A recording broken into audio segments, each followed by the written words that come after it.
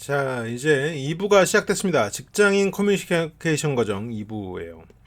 자, 2부에서부터는 이제 좀 존재감에 대한 이야기를 들려드릴 거예요. 여러분들이 어떻게 존재감을 더 드러낼 것인가. 이 존재감이라는 게 결국 권력으로 이어지거든요.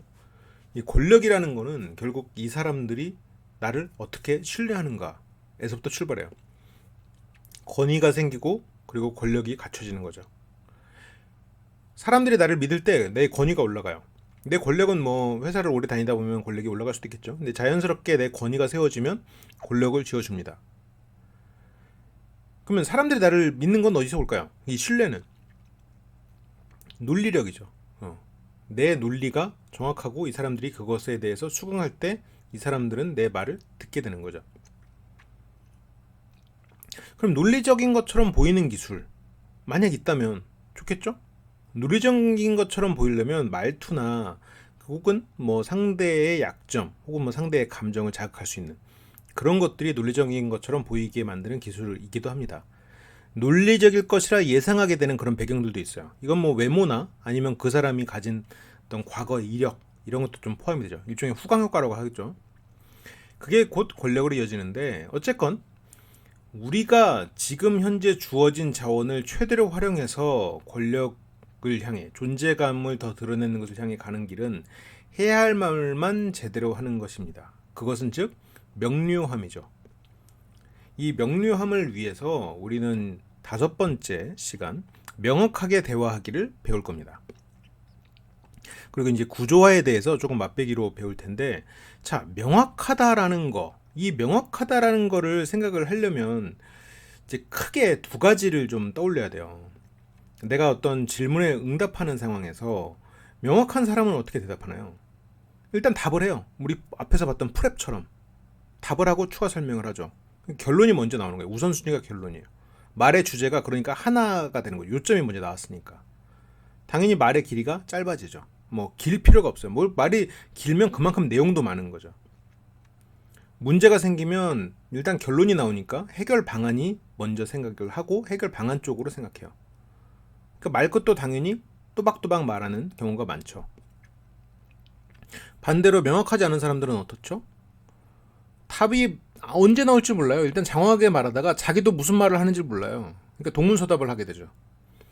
그 결론이 아닌 상황을 막 얘기를 해요. 말의 주제도 이리 왔다 저리 왔다 하게 될 가능성이 높죠.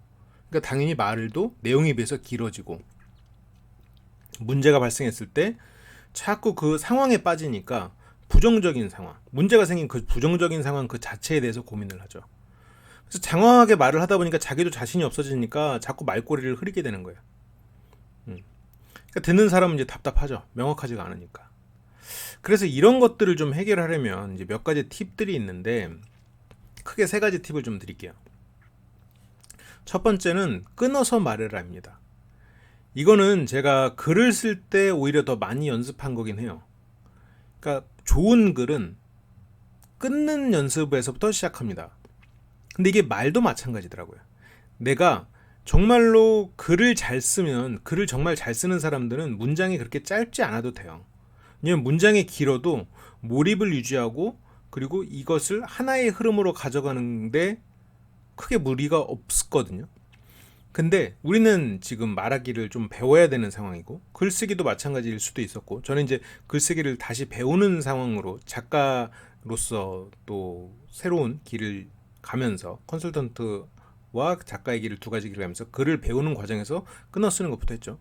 근데 끊었을 때 위험성도 줄어드는 거죠. 길게 하면 그 안에서 뭔가 몰입이 떨어질 가능성도 있고 실수를 할 가능성도 높아지지만 짧으면 일단 읽는 사람이 편해요.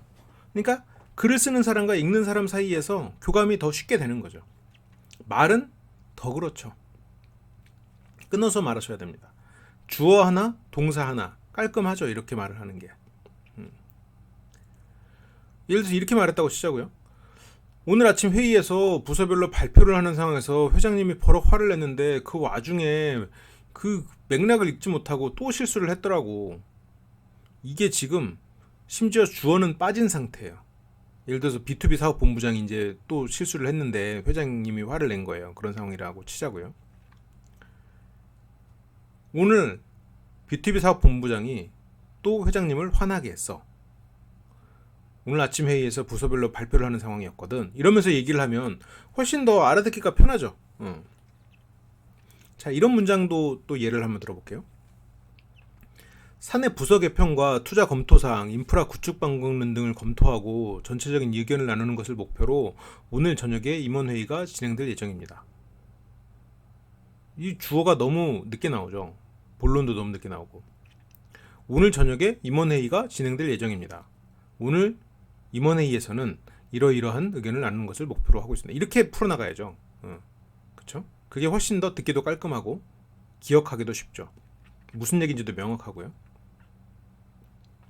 그래서 이제 앞에서도 이 끊어서 말하라에서도 잠깐 얘기했지만 두 번째 포인트는 주어가 명확해야 됩니다. 이게 누가 판단한 건지, 이게 누가 진행하고 있는 건지가 회사에서의 대화에서는 되게 중요해요. 이번에 매출은 오를 거라고 했습니다. 누가? 누군지 몰라. 그러니까 오를 거라고 했습니다가 뭐 신문에서 아니면 뭐 내가 예를 들어서 부장인데 신입사원이 대리가 그랬다고 말하는 거야? 모르는 거죠. 아니면 뭐 회장님이 나 없을 때 말씀을 하셨나? 모르는 거죠. 누가 판단한 건지를 알아야 되죠. 누가 판단한 건지. 지금 잘 진행되고 있습니다. 뭐 누가 얼만큼 그걸 명확하게 말을 해야겠죠. 실수를 했습니다만 이러면서 얘기를 하면 요점을 앞에 포인트할 거면 누가 실수를 했는데 내가 했나? 아니면 뭐 네가? 아니면 뭐 그걸 말을 해줘야 이제 거기에 대해서 대비를 하고 뒷얘기를 집중해서 듣는 거죠. 주어가 명확한 거. 그리고 세 번째는 이게 말하기에 굉장히 특성인데 쓸데없는 말을 빼야 됩니다. 그래서 쓸데없는 말을 빼는 건 상대적으로 쉬워요. 이게 버릇이 되지 않거든요. 버릇이 된다고 해도 그 부분을 반복해서 빼면 돼요. 근데 말은 이게 한번 버릇으로 고착화가 되면 그거를 없애기가 쉽지가 않을 수가 있어요. 뭐 그러니까 뭐 이런 것들 있잖아요. 과도하게 막 쓰는 불필요한 단어들. 아니면 너무 예의를 차리는 말들. 이건 앞에서도 많이 말씀을 드렸었죠. 근데 이제 이런 쓸데없는 단어들을 빼는 방법 중에 제가 이제 좀 효과적이었던 훈련법 중에 하나는 자기가 한 말을 녹음한 상태에서 녹음한 파일을 들으면서 뭐 그러니까 이런 포인트 부분들을 잘라내는 겁니다. 그래서 다시 이어 붙여요. 그래서 그런 쓸데없는 말이 없는 자기 말을 다시 들어보는 겁니다. 그래서 그 쓸데없는 말이 없는 자기 말을 듣고 그 말을 가능하면 비슷하게 해보려고 하는 거죠. 그러니까 자기가 가고자 하는 워너비, 그 목표를 경험해보는 거예요. 이게 상당히 도움이 됩니다. 직접 그 손으로 프로그램을 써서 음성에서 잘라내는 거. 그것도 어떻게 보면 그 우리가 시각적인 행위잖아요. 우리 행동으로서 그거를 우리가 말을 잘라내는 거를 직접 해보는 거니까 이게 실질적으로 도움이 되는 훈련이더라고요. 그리고 이거 외에도 조금 조언을 드리자면 우리가 이제 앞서 배운 프레임들, 뭐 3단 화법과 그 확장된 것들 많이 배웠죠. 그리고 이 이후로 다음 강의나 이런 데서 배울 논리력이 좀 많이 도움이 될 겁니다. 그래서 오늘 드린 팁은 그냥 끊어서 말하고 주어를 명확히 말하고 쓸데없는 말을 빼라. 이거 세 가지를 좀 기억을 하시고 이 명확하게 말하기 위해서 우리가 이제 가져야 될 그런 힘, 무엇을 키워야 되는가? 첫 번째는 논리력입니다. 이 논리력이라는 게 결국 전략으로 이어지거든요. 그러니까 원하는 메시지를 전달할 수 있는 전략, 합리적으로 사고를 하고 그것을 전달하는 능력, 이게 논리력인데 이것을 통해서 이제 전달을 할 수가 있는 거죠. 이게 첫 번째 논리력입니다. 이게 이제 여러분들의 전략적인 화수를 만들어내요. 논리력이. 두 번째는 집중과 헌신입니다. 이 집중과 헌신은 뭐 다르게 표현하면 경청이라고 표현할 수도 있을 거예요. 근데 이 경청이라고만 표현하기는 좀 어려워요. 왜냐면 조금 더 집중해서 이 사람이 무슨 생각을 하는지, 이 사람의 말과 이 상황적 맥락은 어떻게 차이가 나는지 이런 것들을 읽어내야 돼요. 그래서 이런 것들을 그러니까 집중하고 상대에 집중하고 좀 이렇게 헌신을 한다는 표현은 이 상대에게 좀 말하는 시간을 주고 이 상대가 뭔가 어떤 말하는 것에 의중을 읽어내는 그거에 대해서 내가 좀 집중을 하고 있게 되면서 나의 노력을 쏟아내는 거 이게 헌신이잖아요. 일종의 그것을 계속 하다 보면 통찰이 생깁니다. 다른 사람의 생각을 읽게 돼요.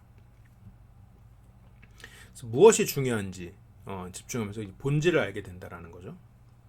그리고 세 번째는 이제 구조화인데, 이 구조화는 전달력을 높입니다. 이 정리된 구조로 말을 하면 상대 머릿속에 그 구조가 남는 거예요. 그 구조가 남으면 상대는 그걸 오래 기억합니다. 그리고 내가 말을 잘했다고 생각해요. 잘하는 거고요, 실제로. 그래서 이 구조화에 대해서 좀 얘기를 좀 드릴 텐데, 이 구조화는 왜 해야 될까? 여기 저는 몇 가지 제가 얘기를 드릴 수 있는 게 있습니다. 이 우리의 뇌는 이 아무런 체계가 없어도 뭔가 체계를 찾도록 만들어져 있어요. 그러니까 하늘에 구름이 떠 있는 거 안에서도 우리는 사람의 얼굴을 읽잖아요. 뭔가 아무런 스토리가 없어도 우리는 스토리를 만들어냅니다. 까마귀가 나니까 배가 떨어진다. 뭔가 이야기를 만들어내죠. 어떤 체계를 만들어냅니다. 실제로 없는 건데도. 제가 알파벳을 불러볼게요. 다음에 알파벳이 뭐가 나올지 생각해보세요. A, Z, B, Y, C, X죠. 네.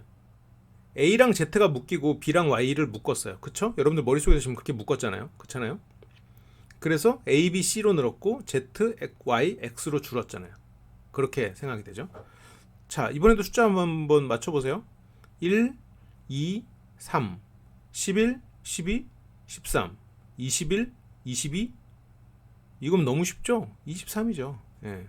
3개씩 묶어서 지금 생각을 하고 있죠. 여러분들 머릿속에 지금 3개씩 묶음이 생겼어요. 3개씩 3개의 묶음이 생겨났어요. 우리는 이렇게 아무런 체계가 없는 것처럼 보여도 머릿속에서 그걸 그룹을 짓고 그것을 체계를 갖춥니다. 그래서 구조화를 된 상태에서 말을 하면 상대는 그 체계를 따라와요. 그리고 그 내용을 훨씬 더 많이 기억하죠. 묶어서 기억하니까. 그래서 이거는 좀 말이라는 거에 좀 본질적인 거를 좀 생각해 볼 필요가 있는데, 말은 우리의 생각을 한정짓나요? 아니면 생각을 더 자유롭게 하나요? 단어 자체는 우리의 생각을 좀 한정짓습니다. 한 가지 예를 들면 인공지능은 인간의 언어로 강아지를 찾아내질 못해요. 우리가 말로 강아지에 대해서 설명했을 때는 강아지를 못 찾았어요, 결국. 근데 그냥 강아지 사진을 계속 보면서 훈련을 하니까 강아지를 구분하게 되더라 이거예요. 그럼 우리가 우리의 사고에는 말을 넘어서는 무언가로 우리는 패턴을 읽어내고 기억하고 있다는 거예요. 그래서 구조화를 잘한 말을 하면 그 사람 머릿속에 그 구조가 남음으로써 말 이상의 것을 기억하게 되는 겁니다. 이 구조 자체는 생각을 더 확장하는 힘이 돼요. 예를 들어서 우리가 뭐 피아노 건반이 있잖아요. 화음이 있고, 그리고 색깔도 팔레트의 색깔이 있죠. 그래서 기본적으로 그런 구조가 있고 뭔가 그런 모듈이 있을 때 그것을 토대로 나중에 뭐 섞든 아니면 확장을 시키든 그것을 가지고 창의력이 발산되는 겁니다. 아무런 의미 없는 상태에서 한다? 쉽지 않아요. 생각의 구조화는 불완전한 말을 보충한다라고 생각하시면 좋을 것 같아요. 그러면 생각의 구조화는 어떻게 하느냐? 먼저 세상에 굉장히 많이 떠돌아다니는 자료들이 있을 거예요. 그렇죠? 이 자료들이 있고 이 자료를 분류를 합니다. 자료들을 분류해요. 예를 들어서 우리가 이제 뭐 브레인스토밍을 생각하면 되게 쉬운데, 브레인스토밍이 뭐 효과가 있네 없네 여러 가지 말들이 있지만 브레인스토밍의 이 플로우를 따라가 보면 일단 여러 가지 아이디어들이 떠올라요. 그 다음에 그걸 이제 분류하겠죠. 뭐 5개든 6개든. 그래서 비슷한 것끼리 묶어요. 그 다음에 그 안에서 순서를 결정하죠. 그 다음에 여기서는 굉장히 중요한 게 라벨링이에요. 예를 들어서 여행이다 했을 때 그럼 여행에 관련된 거 우리가 떠오르는 걸 쭉 적어요. 뭐 12개를 적어요. 거기에서 묶었어요. 거기서 뭐 어떤 걸 묶으니까 뭐 여행 경비, 그리고 여행 가서 그 뭐 가서 먹을 것들, 그리고 어떻게 하는 교통, 이런 것들이 묶였어요. 여기에는 여행 가기 전에 정산을 계획할 것, 아니면 여행 가기 전에 준비할 것, 이런 제목이 붙겠죠. 이 제목이 그룹입니다. 그룹핑이에요. 그룹핑의 완성이 되는 거죠. 각각의 그룹에 제목이 생겨날 때 구조화가 되는 거예요. 우리가 무언가를 기억할 때 그냥 완전히 백지에서 모든 것을 항목으로 기억하려면 그것은 내 지식이 되지 않습니다. 지식을 만드는 건 내가 얼마나 많고 확실한 책장을 가지고 있는가에 좀 더 가까워요. 그래서 어떤 지식이 새로운 정보가 들어왔을 때 그게 지식화가 되려면 내가 가진 수많은 책장에 어디에다 끼울 것인가, 그게 지식이 되는 순간이에요. 생각을 구조하는 방식, 분류하고 그것을 뭐 배열한 다음에 관계를 맺는다. 즉 라벨링을 한다. 그 그룹을 완성시킨다. 그래서 구조화가 되는 거죠.